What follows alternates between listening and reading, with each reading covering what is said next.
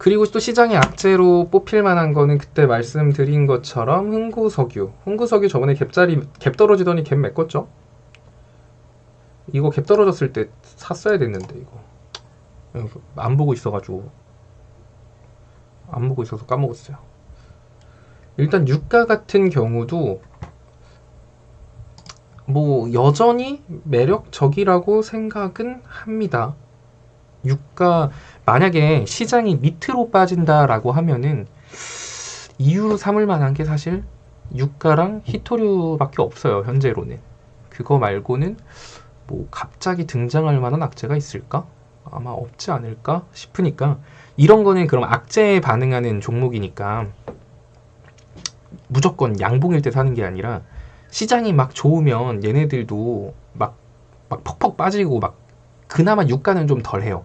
그래도 얘네들도 음봉 나왔을 때 그럴 때 조금씩 그냥 주력 종목으로는 삼으면 안 돼요. 그러니까 내가 많이 모은다라는 생각으로 접근하기에는 좀 위험이 있고 히토류나 유가 관련주 같은 경우는 내가 예를 들어서 투자금이 뭐 500만 원이다. 그러면 히토류랑 유가랑 합쳐서 한 150만 원 어치 산다. 요 정도. 절대 시장이 빠질 때 올라가는 종목을 메인 종목으로 잡으면 예를 들면 그런 거죠. 인버스 몰빵 이렇게 잡아버리면 어차피 시장은 아무리 조정을 줘도 꾸준히 우상향하게 되어 있어요. 시간이 지나다 보면 계속 올라가거든요. 그러니까 시장 조정주를 메인으로만 담지 말고 전체 비중만 잘 조절하면서 야금야금 담아가시면 리스크 관리도 좋을 거고 시장 안 좋을 때도 얘네들 때문에 숨통 트일 거예요. SH에너지화학도 똑같죠. 근데 굳이 SH에너지화학과 흥구석유를 같이 들고 있을 필요는 1도 없어요. 뭐 SH에너지화학이나 흥구석유 둘 중에 하나 선택이에요. 그러니까 매번 말하지만 같은 섹터를 두 개 담는 거가 의미가 있을까? 그쵸. 의미가 없는데. 어쨌든 뭐 근데 어쨌든 흥구석유가 가야 SH에너지화학도 따라가니까 상승폭이 상대적으로 흥구석유보다는 적어요. 그것만 인지하시면 되고 그래도 사실 SH에너지화학의 과거 이 뒷거래량은 너무나도 매력적이어서 요날에 요날에 이거는 끝장나게 매력적입니다. 거래량 없이 갭자리를 만들었는데 요거는 주봉 갭은 아니네요. 일본 갭이긴 한데 이 거래량 때문에라도 나중에 유가 이슈가 좀 크게 터지면 한 번쯤은 여기까지도 가도 전혀 이상하지 않은 종목이에요.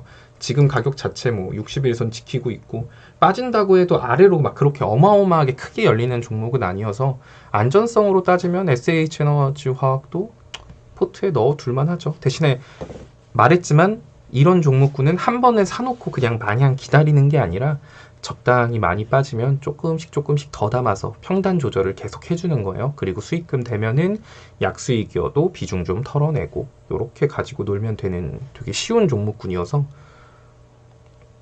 보시면 됩니다.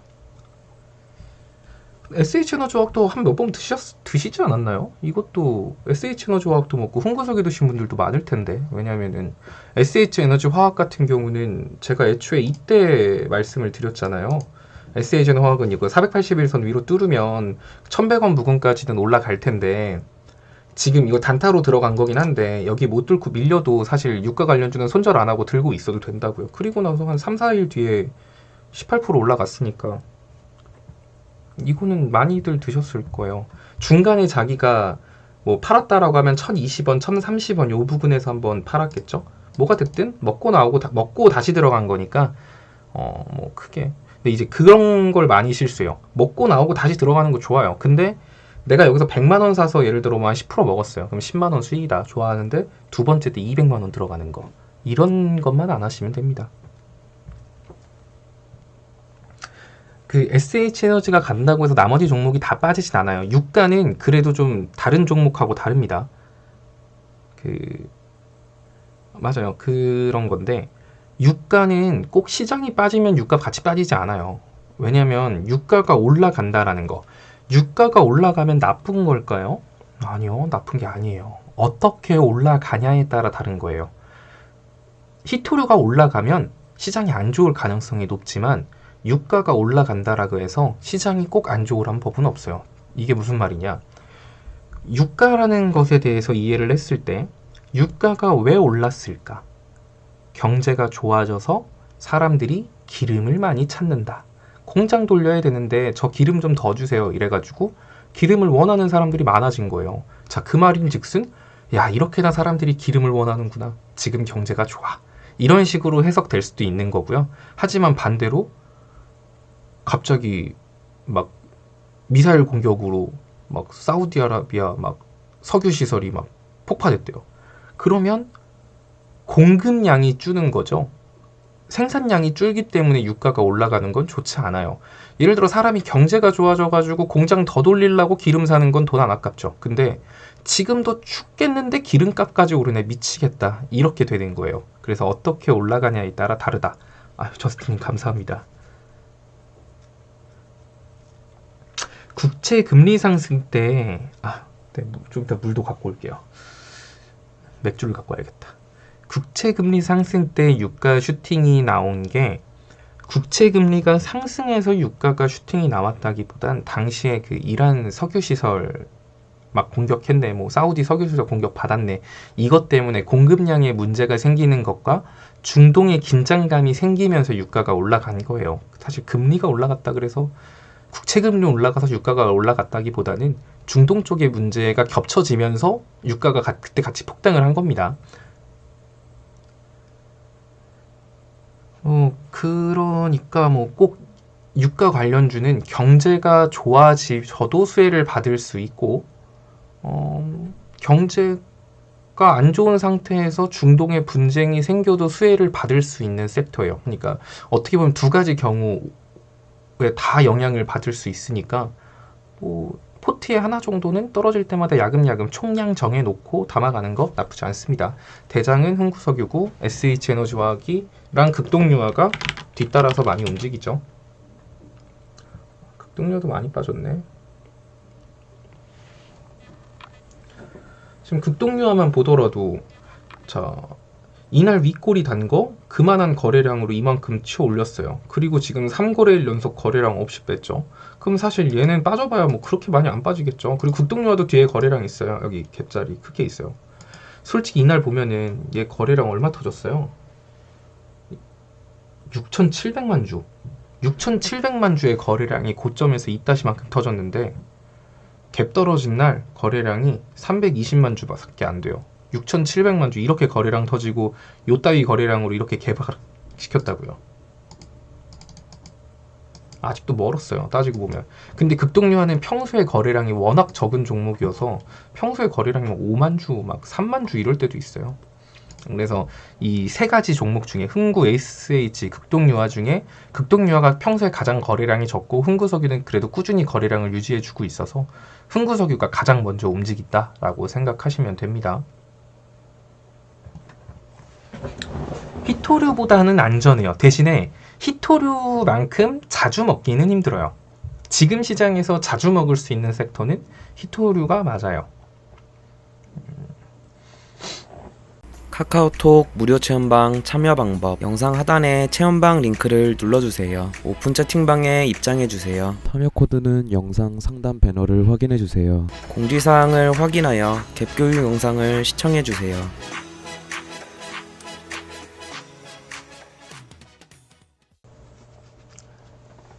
그런 것들 하고 얘기하려고 했고 또 뭘 얘기해 드리려고 했을까?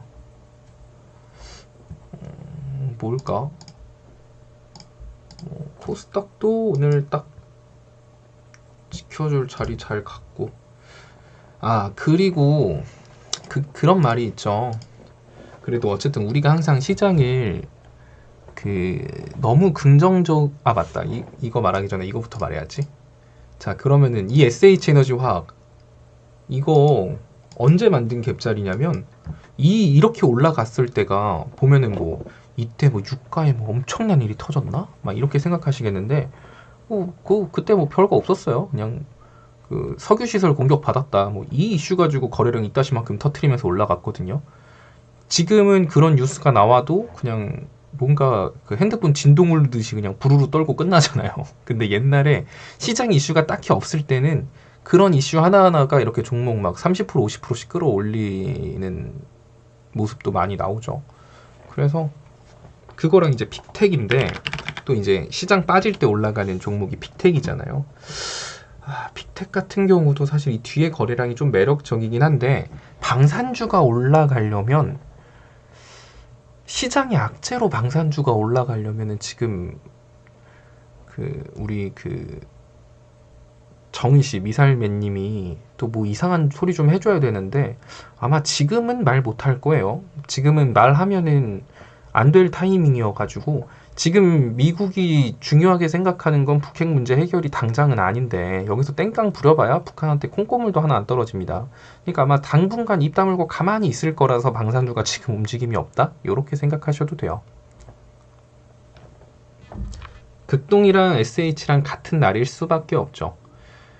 어차피 두 개 같은 테마잖아요. 그러니까 그 테마로 묶여서 움직이는 그런 종류들 종목 있죠. 개별 종목으로 움직이는, 막 어찌 보면은 그 파생 종목도 아니고 그냥 똑같은 움직임을 보여주는 애들인 거예요.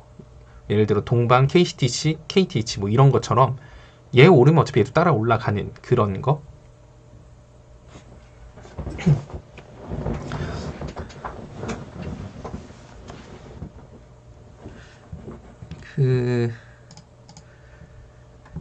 그리고 항상 우리가 이제 그래요. 일단은 현재로서는 시장이 하락할 가능성보다는 상승 가능성이 높은 건 사실이에요.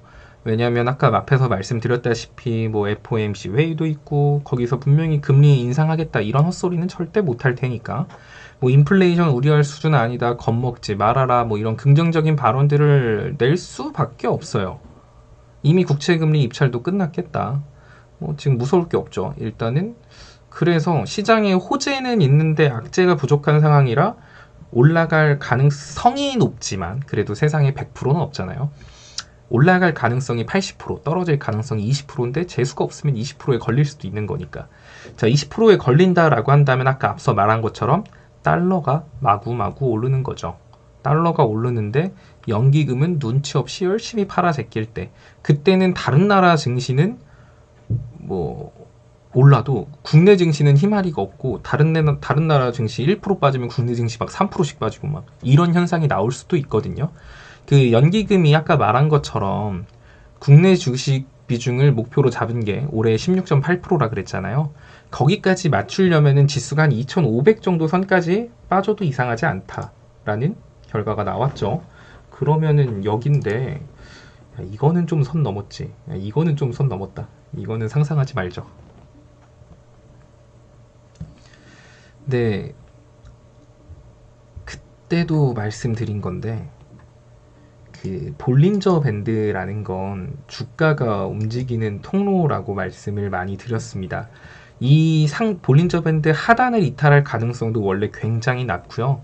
상단을 뚫고 올라갈 가능성도 굉장히 낮아요. 특히 지수 차트에서는 그냥 종목과는 다르게 더 교과서적으로 움직이거든요. 근데 최근에 사실 지수가 5%의 확률로 볼벤 상단을 뚫는다라고 했는데, 그 확률을 뚫고 볼벤 상단을 타고 너무나도 잘 오르고 있어요. 좀 과열되게 많이 올랐다라는 건 솔직히 사실입니다. 자, 그럼 일봉이 이래서 뭐 일봉은 그럴 수 있어. 그래서 볼벤 하단 깨고 다시 왔으니까 60일선도 한번 만났고, 60일, 120일, 240, 480 이격도가 좀 넓기는 하지만 여기서 횡보 잘 해주면 121선, 241선 끌어올라 올 테니까 뭐 그러면 큰 문제는 없겠지라고 생각은 들지만, 일단 그래요. 주봉 차트에서 그래, 얼추 볼벤 상단 갔다 왔다. 주봉에서 코스피가 볼벤 상단을 뚫고 이렇게까지 올라간 적을 찾아보면 손에 꼽을 정도예요. 이게 이 정도 기간 동안 볼벤 상단을 주봉에서 탔다?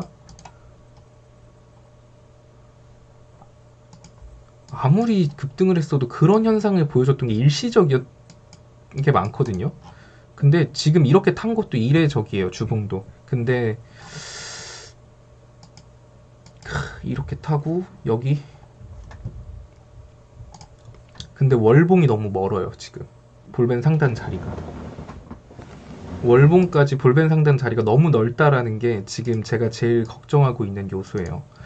무조건 박스권으로 횡보하지 못하면 진짜 아까 말한 이 끔찍한 2,500은 상상하지 말죠라고 했던 요 자리가 이 부분이 현실화 될 수도 있어요. 월봉상을 본다면. 그러니까 일단 인지는 해두죠. 지금 당장 악재는 없지만 만약에 시장에 크게 영향을 줄 만한 악재가 생기면 그때는 진짜 과감하게 그냥 일괄 매도는 좀 그렇고 과감하게 현금화를 마구마구 시켜야 된다라는 거는 여러분들이 머릿속에 딱 새겨 놓으세요. 그리고 그런 끔찍한 상황이 발생했을 때 내가 손절을 하려면 여러분들이 그 기간 동안 기간 수익을 많이 쌓아놔야 될 거예요. 그러니까 그 조금의 수익이라도 그냥 매일매일 조금씩 챙기면서 기간 수익 쌓아가는 데 집중하세요.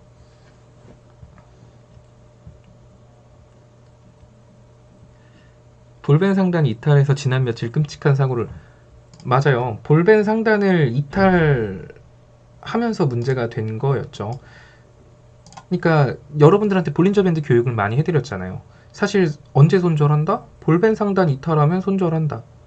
지수 차트도 똑같은 거예요. 지수가 볼벤 상단 이탈했잖아요. 그런데 얘가 이렇게 살짝 빠졌으면은 그냥 적당히 정리하자 하는데 갑자기 이때 확 빠져가지고 3%대가 확 빠져가지고 대응을 못했어요. 하지만 어쨌든 다시 한 번 더 박스권 상단을 갈 가능성이 높아서 제가 그래서 3180선에서 오면 이 자리 오면은 그냥 여러분들은 신규 진입 같은 건 생각도 하지 말고 있는 거 내다 파는 자리라고 했잖아요. 왜냐면 여기 찍으면 다시 3000선까지 가니까. 그래서 이때 그렇게 말씀을 드렸던 거예요. 아마 당분간은 박스권을 그어야만 해요. 긋지 못하면은 지옥을 볼 수 있어요. 상상하고 싶진 않은데 그 전까지 여러분들은 기간 수익을 야금야금 잘 쌓으세요.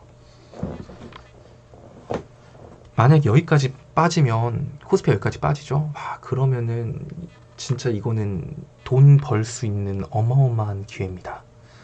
그때는 진짜 열심히 그냥 빚내선 하지 말고 여유자 주식의 내 투자 비중을 최대한 높여도 되는 시즌이 아닐까? 만약에 저기까지 빠져준다면. 근데 문제는 이때 이렇게 미리 이렇게 인지를 하고 있으면 이게 되게 중요한 거예요. 지금 제가 뭐 여기까지 빠진다라고 안 했어요. 올라갈 확률이 훨씬 많아요. 근데 우리는 항상 양쪽 경우의 수를 다 생각을 해야 되니까 아래로 빠진다라고 하면 정말 저기까지도 밀릴 수 있다라는 걸 인지를 하면 갑자기 시장에 좀 정말 좀 심각하리만큼 좀 큰 악재가 터졌을 때 어떡하지 하면서 오기로 안 버티고 과감하게 자를 수 있을 거예요. 왜냐면 이제 아니까 저기까지 빠질 수 있다라는 거.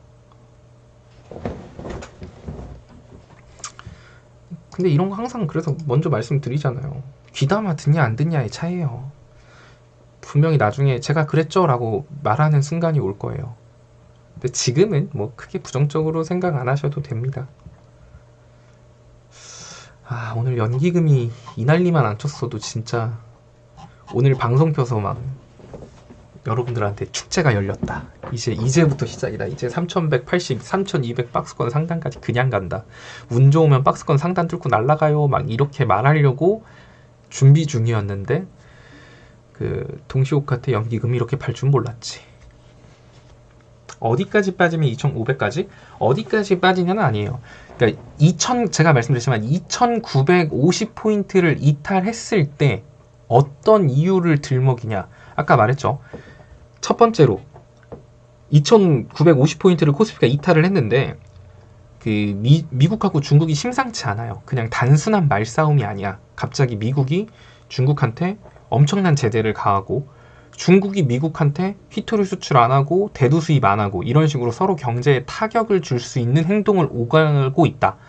근데 2950을 깼다? 그러면은 일단은 빨리 다 주섬주섬 짐 싸서 도망가야 되는 거고요.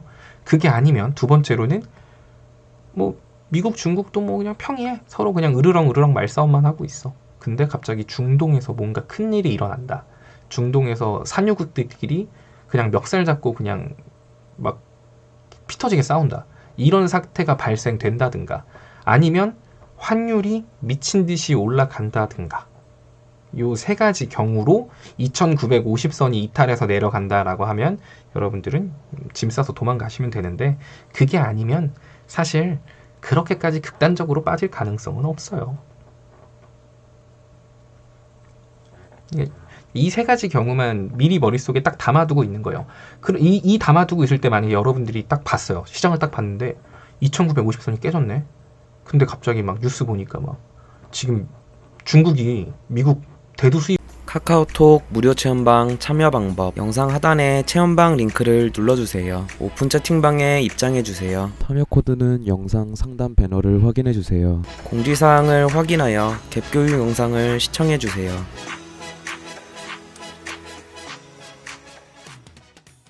을 금지하겠대. 안 한대.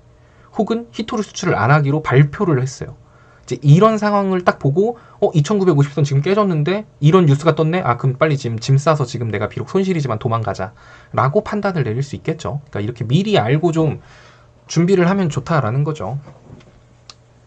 맞아요. 고위급 회담에 좋은 결론은 안 날 거예요. 근데 사실 거기서 만난다라는 것만을 가지고도 의미를 찾을 수는 있죠. 멱살 잡고 싸우려고 만나는 건 아닐 테니까. 그 고위급 회담 앞서서 지금 홍콩 선거제 이거 법을 통과시킨 그 중국의 행동 때문에라도 아마 좋은 결과가 나올 가능성은 굉장히 적어요. 그 말인즉슨 그때까지 우리는 즐겁게 히토류를 가지고 놀 수 있다라는 의미입니다. 그쵸. 중동에서 사고가 뭐 그냥 갑자기 그 누가 이렇게 석유 시설 옆에서 담배 피다가 이렇게 불이 옮겨 붙어갖고 뭐 불났다 뭐 이런 거 말고 이란이 막 이스라엘 그쪽을 공격했다, 테러를 했다, 뭘 어쨌다 하면서 양국이 막 성명을 내면서 오늘 니네 죽고 나 죽자 막 이런 극단적인 상황이 된다라는 거를 의미하는 거예요. 근데 2950선을 기준으로 이탈하는 시점에서 그런 악재들이 등장할 때 2950선을 이탈했는데 원달러 환율이 미친 듯이 올라갈 때 그 환율이 올라가기 위해서는 또 여러 경우들이 있겠죠. 여기에 대해서도 혹시 모르니까 제가 또 저번처럼 글로 길게 썰을 풀어드릴게요. 환율이 올라갈 수 있는 경우의 수들, 이제 그런 것들을 여러분들이 미리 알고 있으면 다 대비할 수 있고요.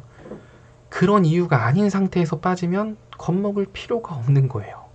그래서 제가 시장 빠져도 어제 그제 막 며칠 내리 빠졌잖아요. 그래도 겁먹을 필요가 없다라고 하는 게 어차피 올릴 걸 아니까, 이런 이유 갖고 빠지면 별 의미 없다라는 걸 아니까 별로 그렇게 스트레스를 안 받을 수 있는 거예요. 그 18일날 그 1818 하는 일은 없겠죠. 설마 뭐 그 정도까지는 아니고 투덜투덜 정도? 그쵸. 미중 고위회담 결론이 안 좋을 거거든요. 이날 이후로. 맞아요. 그러니까 그때까지 히토리를 가지고 놀 수 있는 거예요. 이미 지금 홍콩 선거제에서 미국이 싫다 그랬는데 중국이 통과시켰어요. 그럼 다들 생각할 거 아니에요. 아, 그 고위급 회담 그거 잘 안 되겠는데? 이제 이런 생각을 하겠죠. 그러니까 히토리는 올라갈 거예요.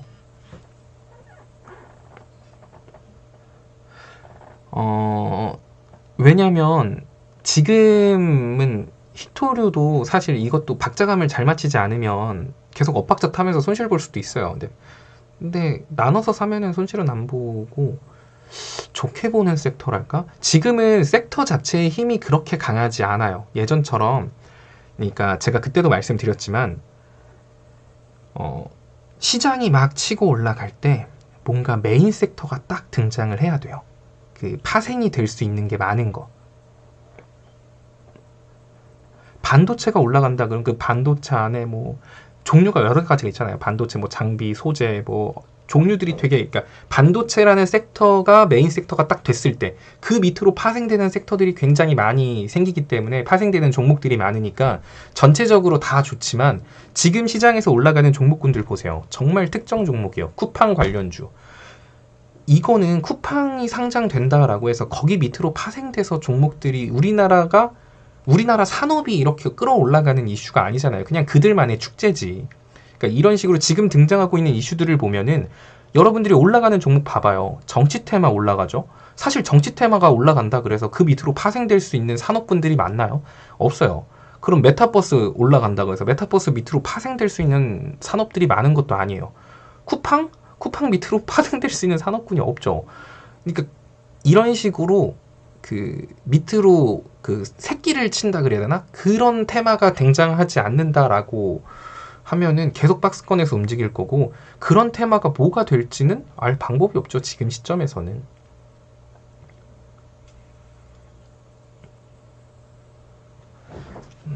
그렇습니다. 그나마 좀 긍정적으로 보는 거는 엔터? 엔터 쪽은 좀 제가 그때도 자주 말씀드렸어요. IHQ나 뭐 그런 친구들 있잖아요. 뭐 케이스트도 있을 거고 초록뱀도 있을 거고 약간 엔터 관련주는 괜찮지 않을까? 왜냐면은 미국하고 중국이 사이가 안 좋아지면 안 좋을수록 중국도 그러니까 지금 미국 바이든 정권이 내세우는 게 동아시아 막 그 중국을 고립시키기 위해서 다른 아시아와의 동맹을 강화시키겠다라는 그런 방침을 펼치고 있는데 반대로 중국 입장에서도 그런 방어는 해야죠. 자기 편으로 못 만들어도 적어도 미국이 압박을 하더라도 자기랑 교류를 하고 숨통을 트여줄 주변의 친구들 몇 명은 만들어야 되는 상황이 될 테니까 그랬을 때 이제 왕이가 온다든지 시진핑이 방한한다든지 이런 식으로 해서 이제 주변국들 간의 관계 개선에 힘을 쏟을 수도 있어요. 미국과의 본격적인 싸움을 준비하기 위해서. 이제 그럴 때 수혜를 받을 수 있는 게 어떻게 보면 한알령 관련주들을 보면 게임 관련주도 있을 거고요. 화장품 관련주도 있을 거고 엔터 관련주도 있을 거예요. 그럼 엔터 관련주는 한알령 중국과의 관계 개선, 미국하고 중국하고 본격적으로 싸우기 전에 서로 주변 나라들하고 이렇게 야, 나 이제 얘랑 피 터지게 싸울 거거든. 그래도 우린 좀 사이좋게 지내자. 너무 제 편만 들지 마 임마. 막 이런 느낌.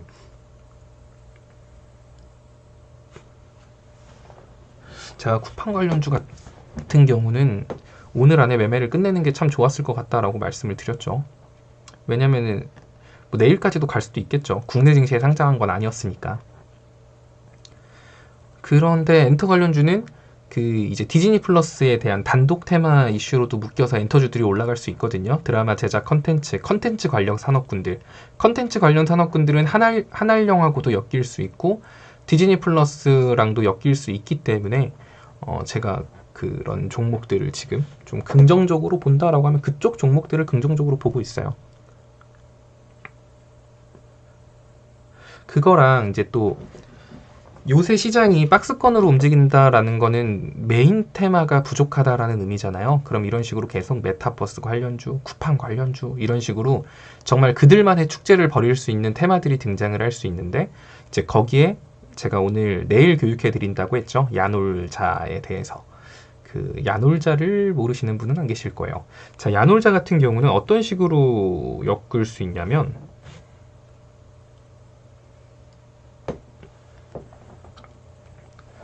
참,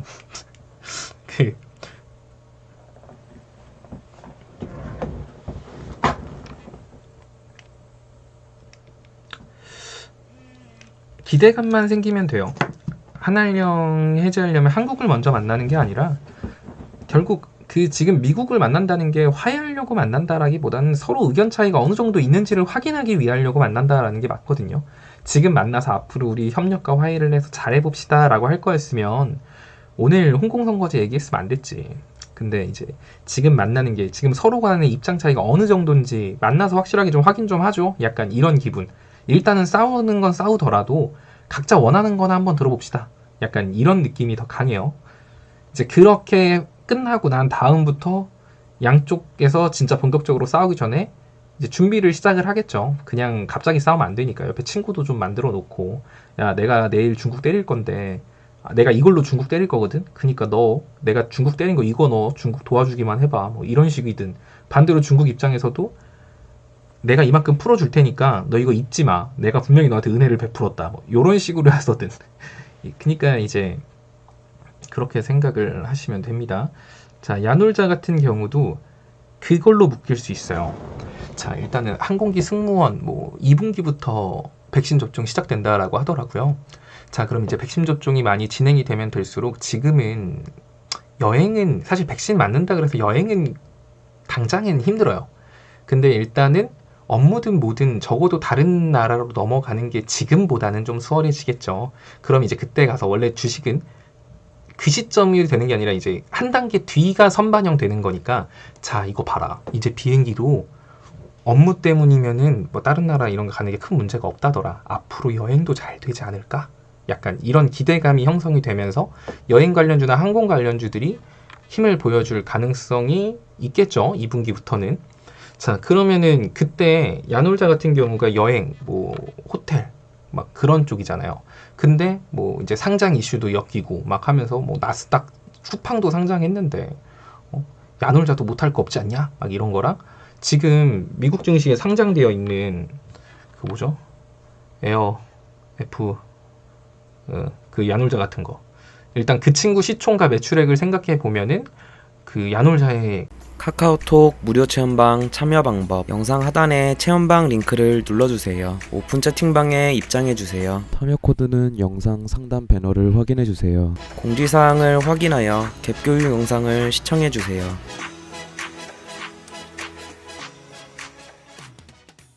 가치도 그만큼 되는 거 아니냐? 막 이런 식으로 또 쿠팡 테마처럼 형성될 가능성이 높으니까 여기에 대해서는 제가 그 내일 좀 방에서 길게 풀어서 설명을 해드릴 거예요. 아마도 그 뭔가 다급한 뭔가 다른 게 생기지 않는다면 그거 잡아드릴 거예요. 그래요. 에어비앤비 그래 그거 그치. 에어프라이가 떠올랐어 나도. 먹을 것밖에 머릿속에 없지 나도. 그렇습니다. 이제 그 참 어떻게 보면은 그 확실하게 메인 테마가 있을 때는 종목을 고점에서 잡는 것도 크게 부담이 없어요. 왜냐면 고점을 잡고 가는, 그러니까 예를 들어 반도체가 잘 가. 그래서 그 반도체 뭐 소재 부품 이런 종목들도 잘 따라가겠죠. 반도체 관련주가 잘 가니까.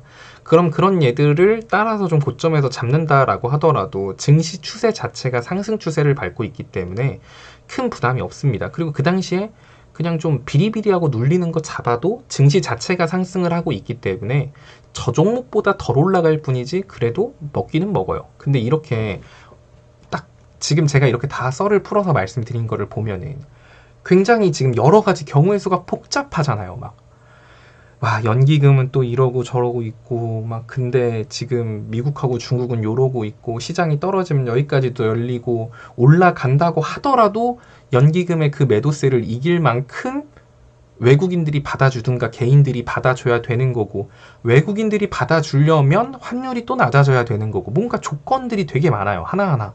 떨어지기 위한 조건도 충족해야 될 게 많고 올라가기 위해서 충족돼야 될 조건들도 많아요. 이런 시장에서는 사실 진짜 난이도가 엄청 높죠. 그냥 잃지만 않아도 잘하는 시장이 되는 거예요. 지금 같은 시장에서는. 그래서 더 막 이런 시장 상황이나 이런 것들에 대해서 이해를 하면은 더 좋아요.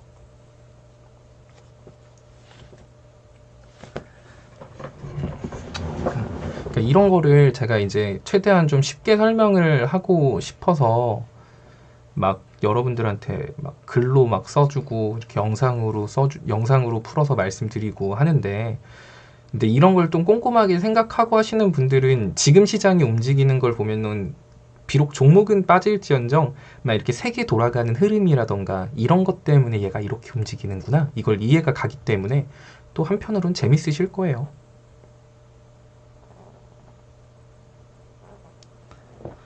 그냥 주식 접어야겠다. 아, 그래도 나름 재밌지 않아요? 막 이런 얘기 들으면? 막 이렇게 저렇게 막, 와, 진짜 복잡하게 얽혀 있구나. 와, 막 이런 것들. 뭐 알아가면 재밌던데 나는. 이렇게 하나하나 보면은 왜 얘네들이, 그때 제가 그 디지털 화폐, 이것도 올라가기 전에 말씀드렸잖아요. 왜 디지털 화폐가 올라가는지. 그 미국의 재무부 장관의 말 한마디. 달러 가치를 높이겠다라고 말을 했는데 경기 부양책은 지속된다. 이 두 가지의 의견이 말이 안 되는 말이기 때문에 막 그런 것들부터 시작해서 막 제가 썰을 풀었잖아요. 이런 거 보고 그대로 가는 거 보면 좀 재밌죠. 자, 머리 터질 것 같아요. 아, 그래요. 이게 말로 들으니까 그럴 수도 있어. 근데 그냥 딱 그런 거 보면 돼요. 거의 지금 그 있잖아요. 약간 사랑과 전쟁 보면은 그냥 막장 드라마잖아요. 막 이랬더니 저러고 저랬더니 저러고 막 그런 것처럼 그냥 드라마 본다 생각하고 그렇게 가볍게 생각하고 보시면 또 재밌습니다.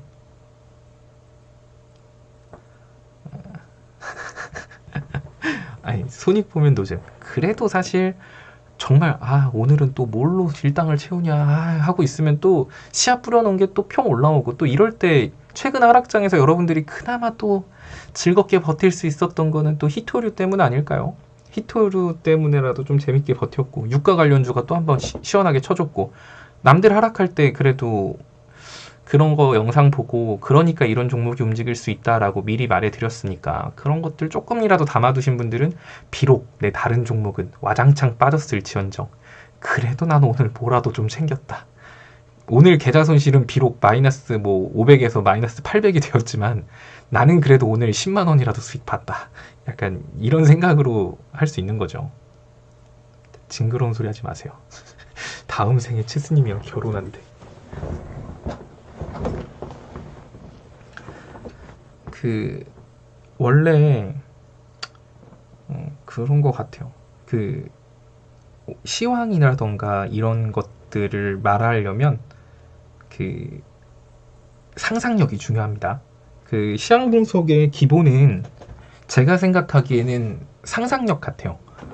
이럴 수도 있지 않을까? 길 가다가 막 뭐 이렇게 되는 거 아니야? 막 말도 안 되는 그런 쓸데없는 경우의 수들을 막 생각하는 거 있죠. 그러니까 여러 가지를 쭉 펼쳐놓고 이게 이렇게 되면 저렇게 되면 막 이런 경우의 수를 다 펼쳐놓고 이제 이거를 퍼즐 맞히듯이 이렇게 하는 그런 재미가 있어요. 이번 생에 일단이라니. 그거랑 또 시장에 대해서 또 드릴 만한 거? 그래 맞아요. 아까 뭐 그린 뉴딜은 그러면 지금 좀 가기 힘들까요? 라고 말씀을 드렸잖아요. 사실 지금 상황에서 그린 뉴딜, 친환경 에너지가 가기 위해서는 사실 앞선 전제 조건들이 좀 많이 필요해요. 그 예전에 그린 뉴딜이라던가 친환경 에너지가 갈 수 있었던 거는 그런 거였죠. 왜 갈 수 있는지를 생각해 보죠. 그때는 코모땡 백신에 대한 얘기가 나오긴 하지만 언제 나올지 확실히 몰랐어요. 치료제도 마찬가지예요. 자, 그런 상황에서 경제가 너무 안 좋네요. 경제가 너무 안 좋아. 나라가 그래서 경기부양책이다. 막 사람들한테 돈도 이렇게 쥐어줬어요. 가서 지금 경기 활성화도 좀 시켜야 되니까 이걸로 좀 깎아도 사드시고 치킨도 좀 시켜 드시고 돈 좀 쓰세요. 돈도 막 나눠줬어요. 아유, 기업 너네들도 힘들겠다. 야, 매출이 이렇게 줄어갖고 니들 어떡하냐. 밥은 먹고 살자. 좀 지원해줄게. 근데 모든 기업한테 지원하긴 좀 그렇고 그러면은 그 지금 바이든 정권이 밀고 있는 게 친환경 정책이니까 친환경 정책 해주는 너네들을 내가 한번 밀어줄게. 요런 말을 하면서 그린 뉴딜이 간 거예요. 자, 당시의 상황에 시장 상황에서 이슈가 없었을 때 그런 게 등장을 한 거였죠. 근데 지금 갑자기 그린 뉴딜이 등장을 한다? 뭘로 등장을 하죠? 등장할 이유가 없어요. 지금 이거보다 강한 이슈들이 앞에 기다리고 있으니까요. 일단은 미중 무역이라던가 뭐 국채금리 이거는 사실 없는 이슈라고 봐도 돼요. 이건 너무 뻔한 거에는 자꾸 우려먹어갖고 제가 이제 그런 거 신경 쓰지 말라고 했잖아요. 그런 거 말고는 그럼 여기서 그린 뉴딜이 간다라고 한다면 본격적으로 이 친구들도 충분히 가능성은 있어요. 그러면 언제부터 얘네들이 좀 관심을 가져야 되냐? 지금이 저점 매수의 기회일까요? 라가 아니라 원래 주식은 조금 높게 사더라도 안전한 자리에서 사는 게 맞아요. 그러니까 3100선, 어떻게 보면 3200선 뚫을 때 아까 말했죠. 3200선을 뚫을 때 이 박스권 상단을 뚫을 때 전제 조건이 첫 번째는 3180 박스권 상단 뚫기 위한 조건이라고 하면 1. 연기금이 덜 팔고 많이 팔고 조금이라도 사는 모습.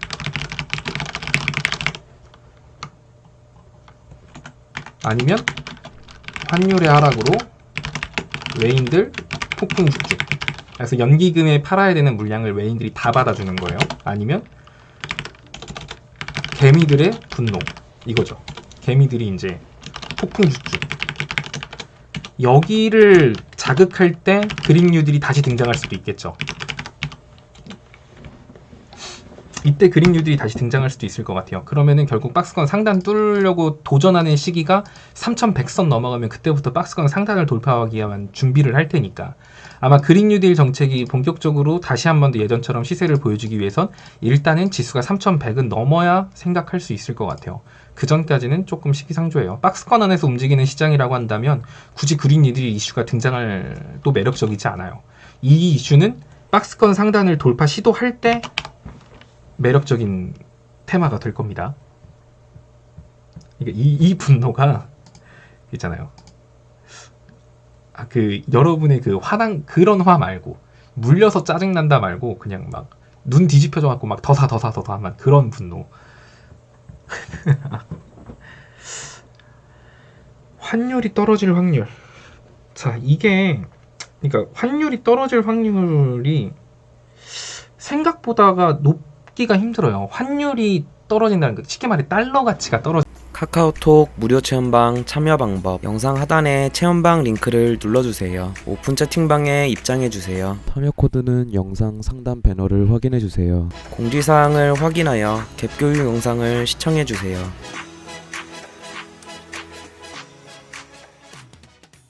지는 거잖아요, 그죠? 달러 가치가 떨어지려면 미국 달러의 화폐 가치가 떨어지기 위해서는 시장에 달러가 넘치면 돼요. 엄청나게 풍부한 유동성, 이거면 되거든요. 근데 그러면 또 필연적으로 따라오는 게 금리 인상에 대한 리스크랑 그 인플레이션에 대한 우려, 이것도 자연스럽게 따라오게 됩니다. 그래서 환율을 하락시키는 거는 아니다. 아예 가능성이 없진 않겠다. 그게 왜냐면은 지금 미국이 달러 가치 올린다라고 하는 게 지금 미국이 돈을 미친 듯이 많이 풀어가지고 다른 나라 지금 불만이 많아요. 저것들이 아주 그냥 세계 통화의 그 기준이 달러라고 아주 그냥 지멋대로 난리여. 그냥 아주 니들이 돈 필요하면 막 2,000조씩 찍어내고 너네들이 양심이 있냐? 니네들이 정말 기축통화 맞아? 막 이런 식으로 불만의 목소리가 나오고 있으니까 화폐 가치를 너무 떨어뜨릴 수도 없는 게 미국 입장이에요. 근데 반대로 생각했을 때 화폐 가치를 너무 올릴 수도 없어요. 왜? 화폐 가치를 올릴 수 없는 거는 미국하고 중국하고 지금 무역 전쟁 중이니까요. 달러 가치가 올라가게 되면은 여러분 그거 기억할 거예요. 예전에 트럼프가 미증시 막 계속 올라가는데 연준 금리 내리라고 맨날 금리 내려라 연준. 근데 연준이 맨날 그랬지. 지금은 금리를 내릴 시즌이 아닙니다. 막 이랬는데도 트럼프는 코모땡 터지기 전에 빨리 금리 내리라고. 금리를 내리는 건 증시가 폭락할 때 증시의 폭락을 방어하고 시장의 유동성을 높이기 위해서 금리를 내리는 건데, 트럼프는 예전에 중국하고 싸울 때 빨리 금리 내리라고 했어요. 왜 금리를 내리라고 했느냐? 금리를 내리면 시장의 유동성이 많아지고 증시는 더 오르고 달러 가치가 떨어지거든요. 달러 가치가 떨어지면 환율이 떨어지겠죠.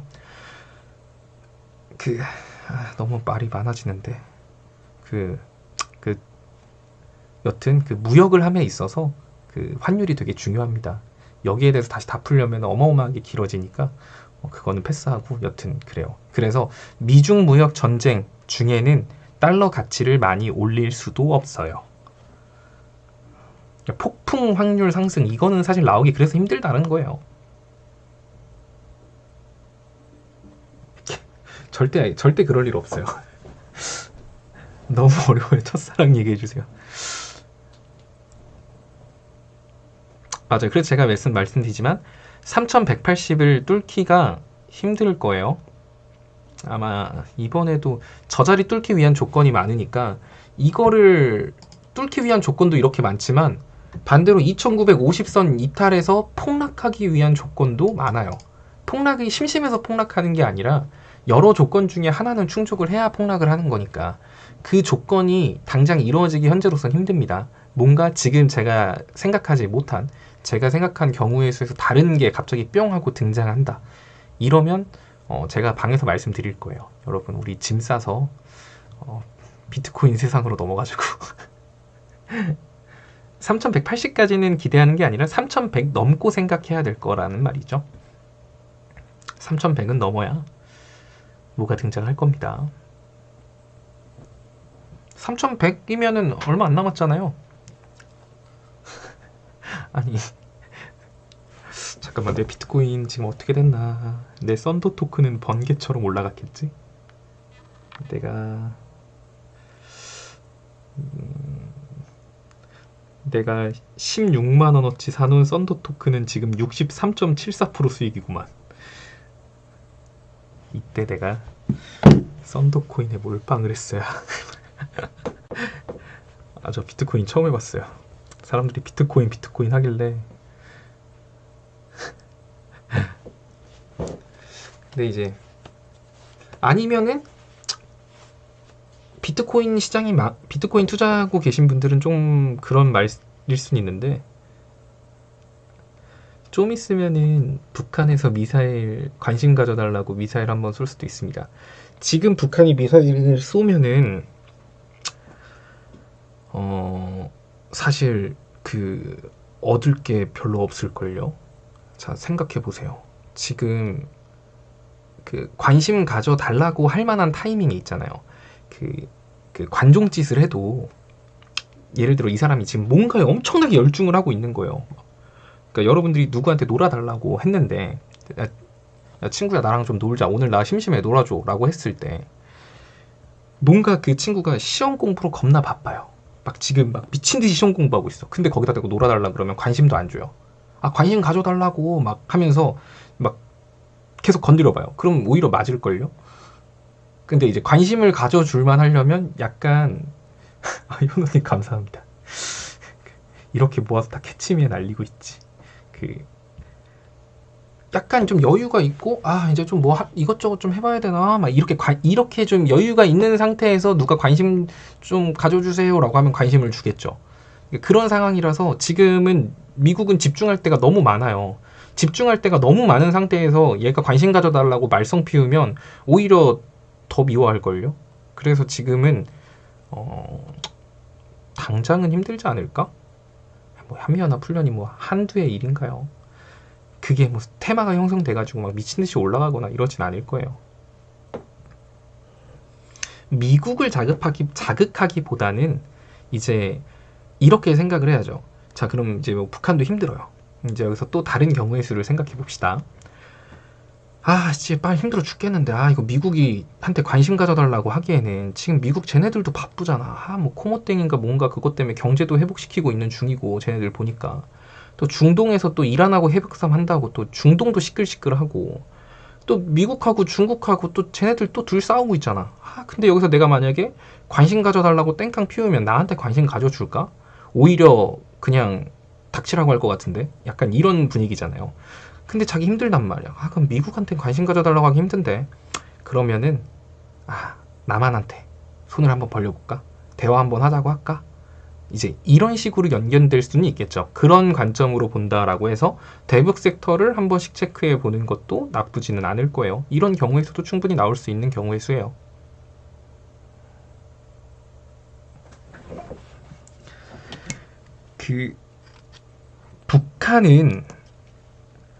북한하고 협상을 해서, 북한과 미국이 단둘이 협상을 해서 협상을 이루어내기는 굉장히 힘들 거예요. 어차피 중국의 영향을 안 받을 수가 없거든요. 그래서 만약에 미국이 본격적으로 북한하고 협상을 하는 시기는 그때도 많이 말씀을 드렸지만, 결국 미중 무역 전쟁이 서로 간에 치고받고 싸울 때 중국은 북한을 내가 너네 북핵 협상하는 거 도와줄게, 그러니까 이건 양보해라, 이렇게 할 수도 있는 거고, 반대로 야 너네 북한 빨리 북핵 협상 해결 안 해? 그럼 너 더 쳐맞을 줄 알아, 막 이런 식으로 미국이 할 수도 있는 거겠죠. 어쨌든 아쉬운, 되게 안타까운 말이지만 그 한반도는 강국 사이에 낑겨서 약간 고래 싸움에 새우등 터진다고, 약간 그런 포지션이기 때문에 단독해서 중국을 배제하고 중국하고 사이가 안 좋은 상태에서 북한하고 얘기해봐야 어차피 북핵 협상 안 돼요. 중국하고 사이 안 좋아서 북한 제재해도 중국이 알아서 돌라 다 중국이 북한 도와줄 거고, 야 너네 알지? 너네 설마 우리 배신하냐? 나 북한 너네 그렇게 안 봐하는데, 막 이렇게 말하는 북한 입장에서도 아이 그쵸, 뭐 제가 배신은 못하죠, 예 이렇게 되는 거. 중국이 북한에다 미사일 쏴서 미국을 압박하는 뭐.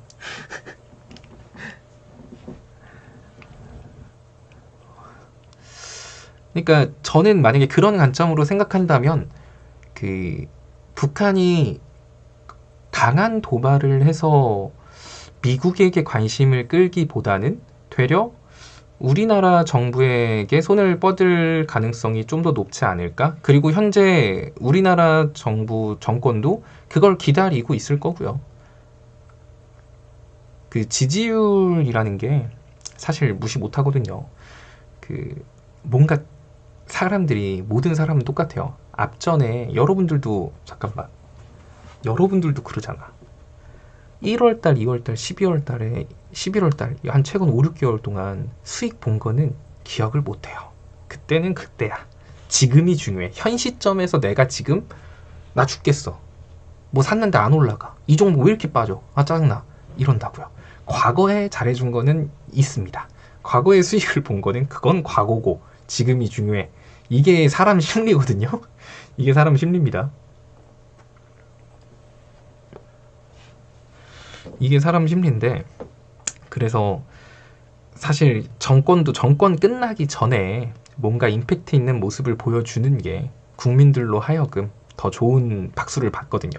앞부분에 10개 자리도 뒷부분에 2개 못하면 그냥 더럽게 못한 사람 되는 것처럼 이제 그런 점에서 봤을 때 현재 현 정권도 북한과의 관계 개선을 기대하고 있을 거거든요. 북한이 움직임을 보여주기를. 그런 점에서 보면 2분기 때는 대북주도 나쁘지 않겠다라는 생각도 드네요.